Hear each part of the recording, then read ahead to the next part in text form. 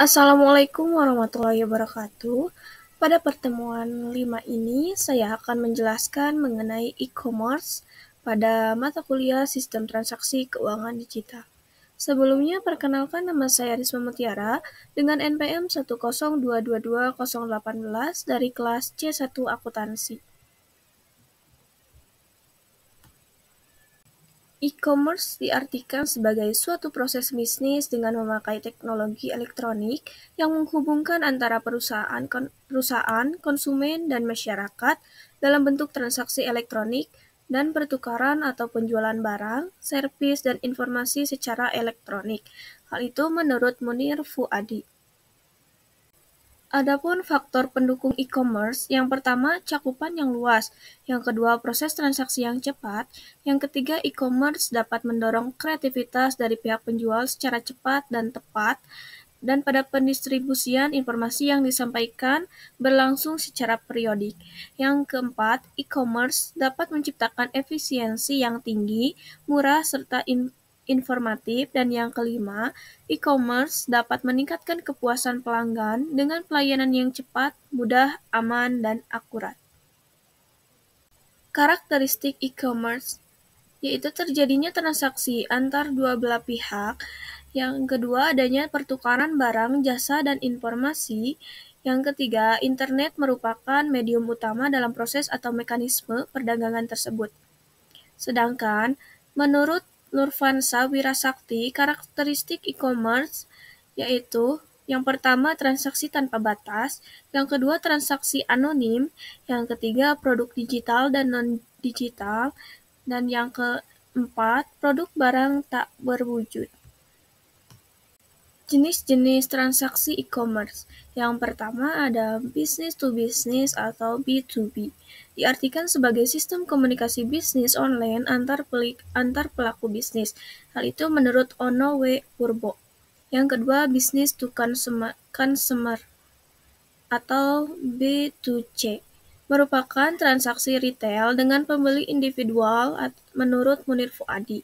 Selain itu, business to consumer atau B2C juga dapat berarti mekanisme toko online atau electronic shopping mall, yaitu transaksi antara e-merchant and e-customer, menurut Ono W. Purbo. Dan yang ketiga, consumer to customer atau C2C merupakan transaksi di mana konsumen menjual produk secara langsung kepada konsumen lainnya. Juga seorang individu yang mengiklankan produk barang atau jasa, pengetahuan maupun keahliannya di salah satu situs lelang. Hal itu menurut Munir Fuadi. Yang keempat, consumer to business merupakan individu yang menjual produk atau jasa kepada organisasi dan individu yang mencari penjual dan melakukan transaksi.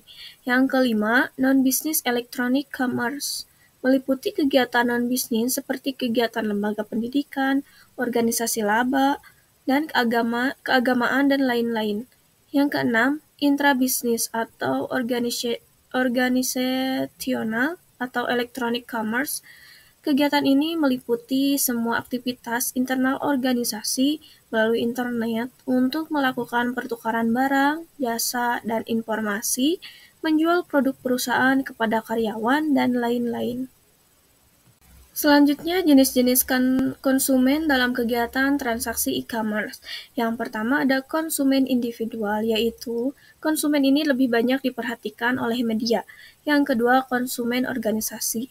Dan yang ketiga, konsumen yang paling banyak melakukan bisnis di internet yang terdiri dari pemerintahan, perusahaan swasta, reseller, organisasi publik, yang bertindak tidak semata-mata konsumtif sebagaimana layaknya konsumen akhir.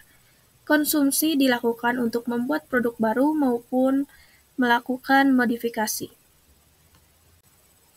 Adapun konsumen e-commerce didasarkan pada perilaku konsumsinya. Yang pertama ada impulsive buyers, yaitu konsumen yang ingin cepat-cepat membeli cenderung gegabah dalam mengkonsumsi produk yang ditawarkan. Yang kedua, patient buyer, atau konsumen yang teliti melakukan komparasi harga dan menganalisa produk yang ditawarkan. Dan yang ketiga, window shoppers, atau konsumen yang sekedar browsing atau surfing atau menjelajahi internet saja. Suatu sebab yang halal dalam e-commerce.